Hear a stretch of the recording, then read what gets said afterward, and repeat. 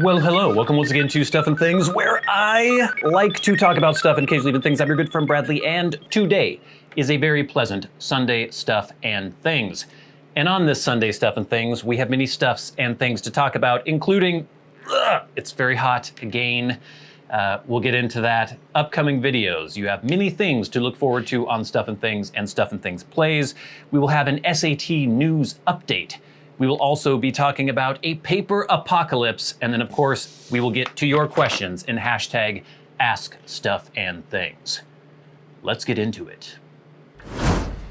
Okay, you may or may not hear in the background that there is a fan blasting on me at the moment because it is very hot, and I apologize for that extraneous noise. I will try to sort of tamp it down in the mix when I edit this. You may also notice that I look very gross and bedraggled. Some of you may say, how is that any different than usual? To that, I would say, stop it.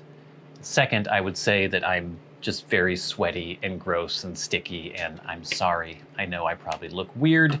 I've been mopping my brow. I just recorded one video. I'm working on this one, and in between those two videos, there was sweat dripping in rivulets down my face. And so I'm sure I'm not looking my best. I'm hoping I don't have any like boob sweat coming through on this shirt. But anyway, it's very hot, it's very humid, and then we're also dealing with smoke from southern BC, that is British Columbia, Canada, forest fires. And it has been flowing into our region. It's made the air quality pretty nasty, not fantastic. It's getting a little better today.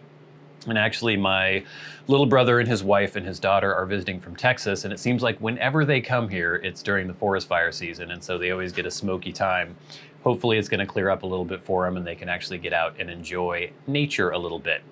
One more thing. If you're in the Pacific Northwest, in the Puget Sound area, and specifically in Bellingham, a really cool thing has been going on recently, and it's something that kind of happens off and on all summer, but it's the bioluminescence. Tiny little microorganisms in the water around here in the bay, in this particular case in Bellingham Bay, in Bellingham, Washington. When you have a new moon, so when the moon is very, very dark, where you can't see it, maybe just a tiny sliver, and during these summer months, if you go past, it stays light so late here, so maybe 10 o'clock, 10:30 at night, you get into the bay, and there will be amazing trails of bioluminescence. If you see a fish swimming, you will see this glowing trail behind it. If you wade out, there will be this frothy, foamy, glowing, just effervescence all around as you walk through the water. It's very cool. I highly suggest you check it out. The moon is probably, I don't know, maybe 4 days since being new now, and so you're not gonna see it as well. But I think maybe even into September, it's something to look into. And if you're in the area or from the area, and if you have never checked out the bioluminescence, it's very cool. We checked it out last night, and it was well worth it. All right, upcoming videos. We have many things, as I mentioned, to look forward to.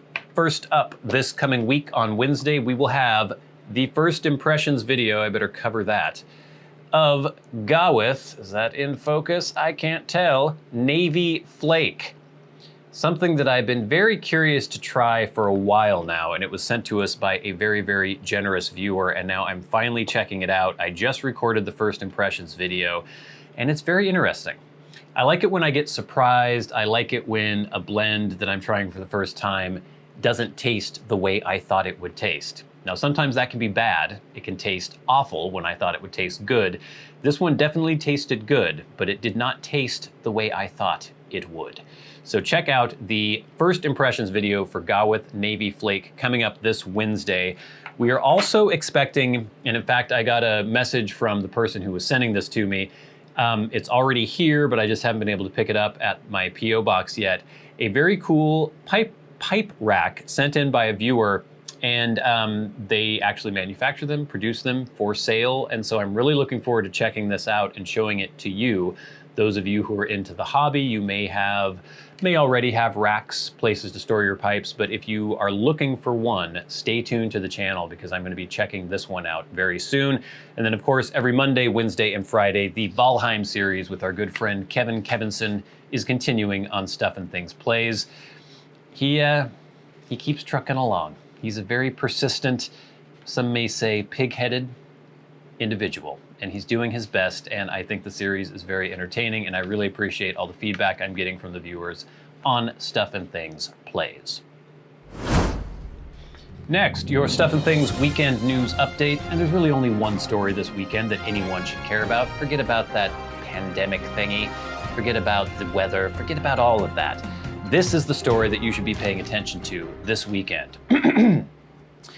Man beats off-duty Chicago police officer, bites off friend's nipple. So, this is a story.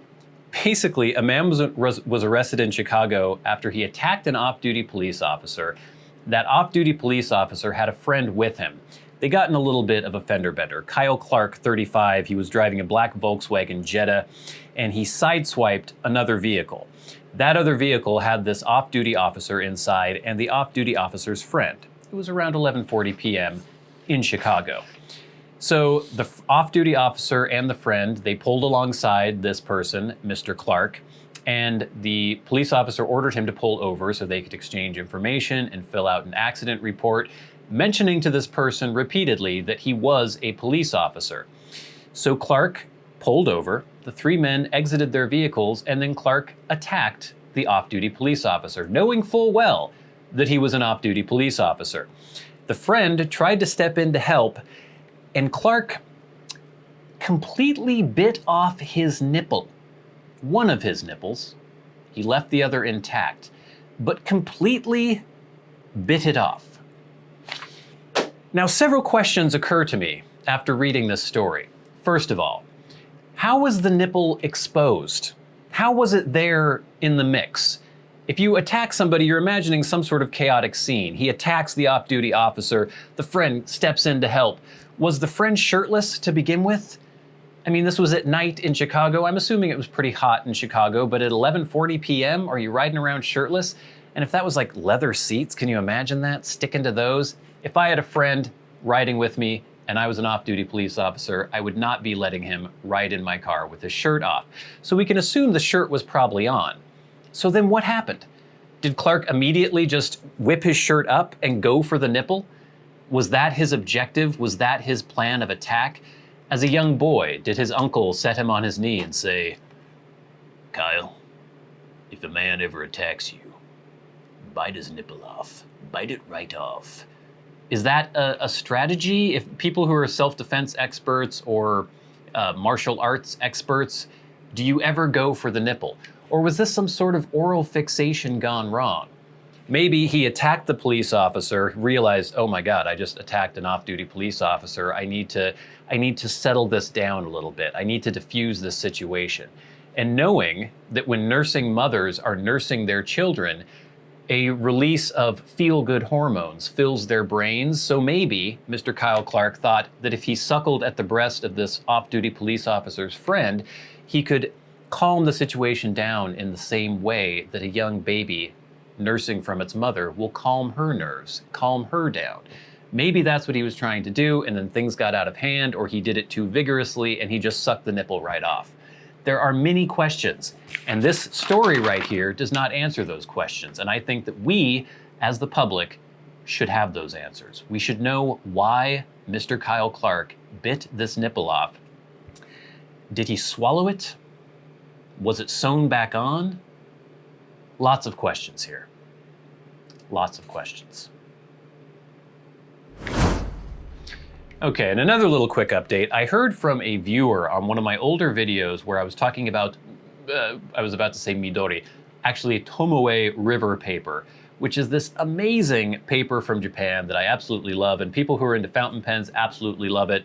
There are a lot of websites like Goulet Pens, Jet Pens, I think even Hobonichi, that planner maker, they use this paper in their journals and planners and things like that. It's great for fountain pens, but it's also very thin, which is kind of rare, because usually when you're using fountain pen paper, it's a thicker, usually 80 grams per square inch paper, or per square meter, because usually fountain pen ink will bleed through thinner paper. But this Tomoe River paper was super thin, very smooth, had an excellent just premium feel to it, but it didn't bleed.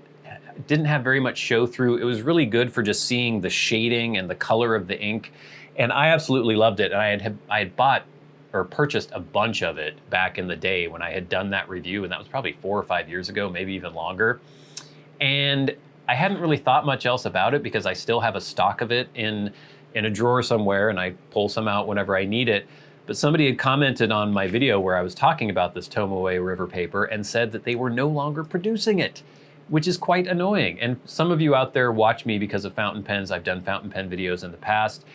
Have you heard about this? Are you aware of this? I tried to do some research on it, tried to see some maybe alternatives to the Tomoe River paper. You can still get it in some places, and I hope I'm not going to create even more of a run on it. But if any of you have suggestions, I did have a couple suggestions from the viewer who had commented on that video.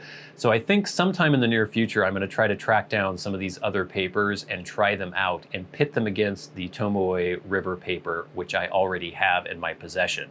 So I'd love to hear your comments about that and look for it in the nearish future. I'm going to try to do a video on that. All right, gang, but now it is time for your questions in hashtag #AskStuffandThings. Remember, if you have a question for me and you would like it answered on the Sunday Stuff and Things, tweet at SAT Bradley with the hashtag #AskStuffandThings, and I will do my best to answer your question.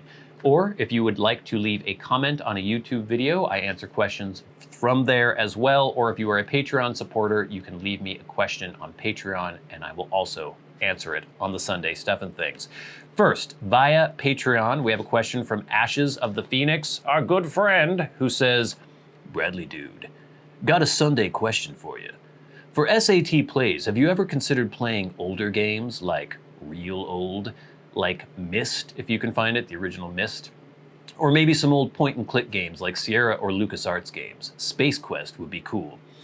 That's a very interesting question, Ashes of the Phoenix. I have done some pretty old games, but not those type of games. I've done some NES games, some Super Nintendo games, typically not full series, but just kind of little snippets of gameplay that you can find. In fact, I think I even have a playlist on Stuff and Things Plays called Classic Games or Retro Games. I can't remember exactly, but I have been thinking about some of those games. Like I played a lot of those old Sierra point-and-click games when I was a kid, like King's Quest and Police Quest. I never did Space Quest, but I used to really love those games.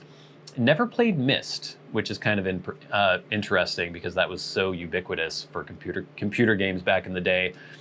I will consider that. That could be fun. I had purchased one of my favorite old role-playing games called, my mind went blank there for a minute, Planescape Torment. That was one of my favorite games back in the day. I think I only played it once at the time. This was like a 90s computer role-playing game based on D&D. Loved it, and I got it on Steam, or did I get it on Good Old Games? I think I got it on Steam, and I was thinking of maybe doing a playthrough on the Stuff and Things Plays channel, but I don't know. I'll definitely keep some old computer games like that in mind. So thank you for the question, Ashes of the Phoenix. Next, from Matt Marino, also via Patreon, Matt says, how are you, Bradley? Some comments and a question. The last Lego set I built was with my younger brother. He's around your age, I'm guessing.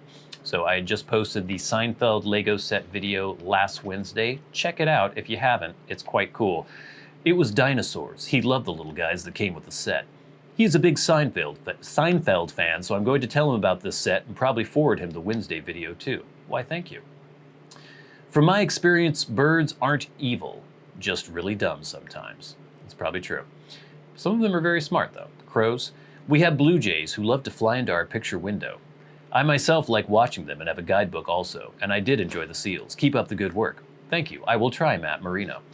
My question for hashtag #AskStuffandThings. How can you tell if a pipe is too hot? I've heard of the cheek test, but isn't that kind of subjective?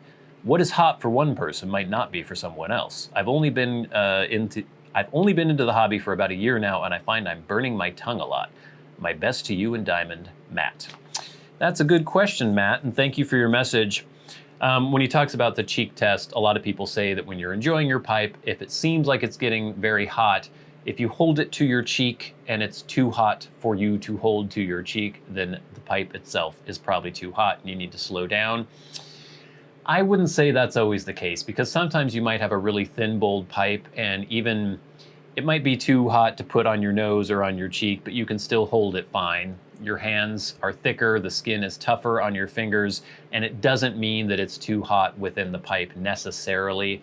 Depends on is it a rusticated pipe, is it a sandblasted pipe, what kind of finish is it? So a lot of that, I think it's mostly, you can tell by the taste and the character of the smoke. So if it feels really harsh and hot, then it's probably too harsh and hot, and you might want to slow down a little bit.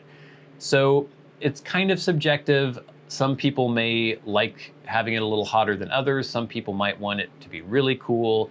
It really depends, but you'll definitely notice if it seems more like steam, like hot air, like it's too wet, a lot of that has to do with the actual pipe being too hot. As far as the tongue burning, that may not necessarily be the actual temperature of the pipe. It may be that you just are prone to tongue bite. There's a difference between scorching your tongue and then tongue bite. So that's something to keep in mind as well. So thank you for the question, Matt. Now, via Twitter, we have a question from our good friend Ryan McFadin. At Ryan McFadin, Ryan says, "Hi Bradley, so this might seem random, but I recently started taking Japanese lessons." Cool. "My wife thinks I'm crazy. I remember you mentioning a long time ago that you knew some Japanese yourself." Very little. 2 questions. First, what originally drew you to want to learn the language? And second, do you have any tips on learning kanji? Having to memorize 5,000 plus characters seems daunting. As always, thanks for the great content. Thank you for the great question. Ryan, I first got into Japanese, I'm trying to remember exactly, because it was ever since I was a little kid. I think growing up and playing, especially like in the late 80s and early 90s when I was a kid, the whole like Japan mystique was very, very strong then. That is when people were still talking about, oh, Japan's gonna take over our entire economy. They're gonna buy up all of America. And there was the whole thing with Nintendo and video games and just knowing or hearing that these games that I loved were made in Japan. And that followed through to just thinking like samurai are cool, ninja are cool when you're 8 years old, you know? That's a cool thing. And so I always thought of Japan as this kind of cool, interesting place that cool technology came from.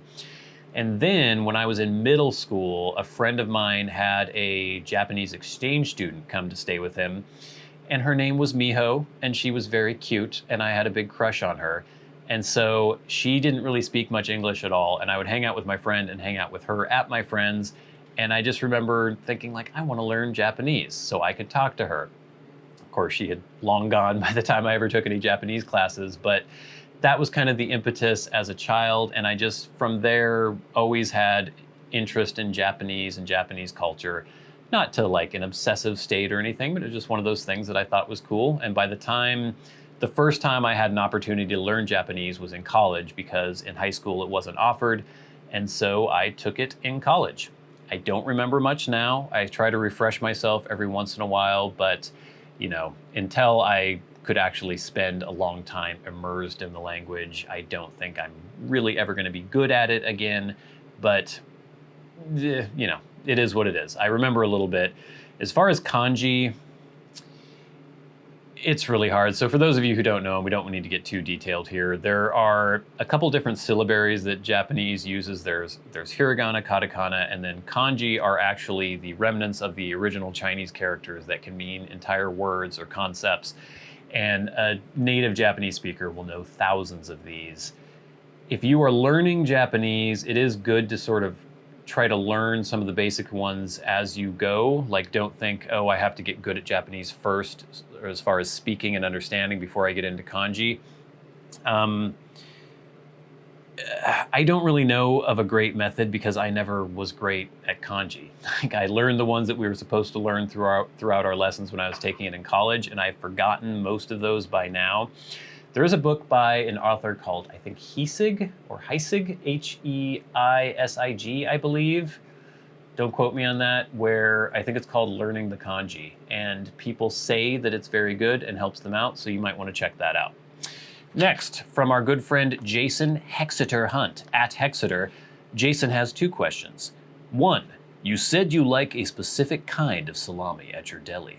What kind is it? And 2, did you know there's an expansion out for the Outer Wilds, and will you be playing it? I always just get hard salami, whatever kind. I'm not super picky, but I like a good hard salami. And then as far as the expansion, yes, I was aware of that, and we may get to that eventually. That is the frozen something. I can't remember what the expansion is actually called, but I guess it takes place in a frozen biome. And last, via YouTube from Farmer Fox, the question is there a particular wood or material that is better than others for pipes? Does each type of wood provide different taste, or is it all in the tea? Thanks. Interesting question. For the most part, throughout history and now, people have determined that briar is the best wood for a pipe. And briar is very resistant to burning. You don't want your pipe to just burn up. And it also has kind of an open structure, so you get a little bit more ability for moisture to be absorbed, and it just seems to work really well. Some people use pear wood, some people use, I mean, obviously there are other materials entirely, like meerschaum and clay. I would say that in my experience, I haven't had a lot of other kinds of woods. I think I've had a pear wood pipe and I've had a cherry wood. They seem to be fine, but it does seem that my briar pipes do just work better in general. I don't know if that's just the individual pipe or if it is more of a quality of the wood. And as far as taste or flavor, I think once you've broken the pipe in, you're not really going to notice any difference. Maybe when the wood is still green or it hasn't really been used very much, you may, kind of like a corn cob, you'll really taste corn the first few times you use it, but after that, that tends to go away. So probably the same with those pipes. But thank you for the questions, everyone. Thank you all for watching. Before we go, though, it is time for the very best part of the show, and that is where I thank our Patreon supporters. The people who support this channel on Patreon are heroes, and we love them because they provide these lights. They help pay for the camera that is recording this video right now. They help pay for blends for review, other products, all sorts of things. Their support is hugely beneficial, especially in this time of very, very paltry YouTube remuneration. Not getting a lot from the whole YouTube thing these days. So we really appreciate the people who support us on Patreon.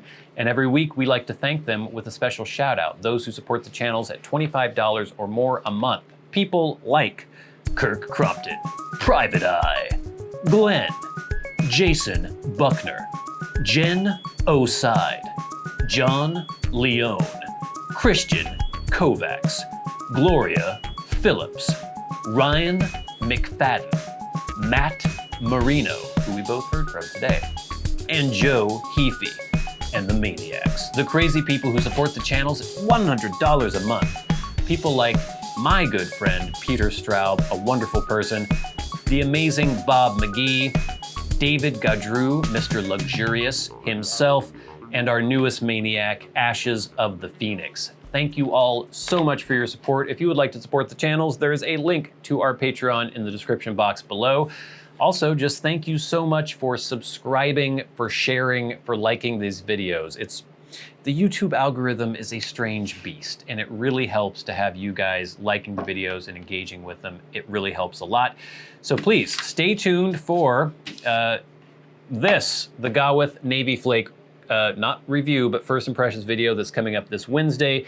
Of course, Monday, Wednesday, Friday, our good friend Kevin Kevinson's adventures continue in Valheim. We'll be looking at that pipe rack soon. We might be getting into some journal stuff. There are just so many things to look forward to on the channel, so please stay tuned. But until next time, until we meet again, I've been your good friend Bradley. You've been the audience. This has been Stuff and Things on a very pleasant Sunday, Stuff and Things. I'll see you later.